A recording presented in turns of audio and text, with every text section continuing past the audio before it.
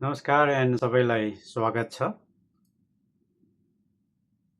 तपाईँहरूले सायद already notice गर्नुभएको होला, मैले यहाँ चाहिँ प्राय जस्तो अङ्ग्रेजीमा बोल्छु, नेपालीमा चाहिँ कमै मात्र बोल्छु। अनि तपाईँको मनमा एउटा खुल्दु लाग्यो होला, यो नेपाली भएर यसले किन अङ्ग्रेजीमा मात्रै बोल्छ? त्यसको एकदम स्ट्रेट जवाब त अफकोर्स म चाहिँ एउटा इन्टरनेसनल राइटर भन्नाले अन्तर्राष्ट्रिय लेखक हुँ। मैले चाहिँ अङ्ग्रेजीमा मात्रै लेख्छ र मेरो रिडरहरू नेपालमा भन्दा बाहिर देशहरूमा धेरै छन्।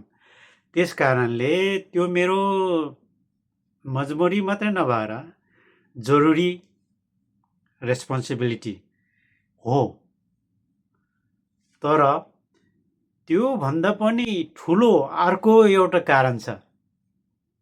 एउटा नेपाली भएर किन नेपालीमा धेरै बोल्दैन? कारण के हो भने मलाई नेपालीमा बोल्न हिचकिचाहट मात्र होइन कि डर पनि लाग्छ। किन होला? त्यो को उत्तर चाहिँ म आउने एपिसोडमा चाहिँ खुलस्त गर्नेछु। यदि तपाईँलाई सुन्न मन छ भने please join me in my next episode and I am sure that you will be surprise. Thank you very much.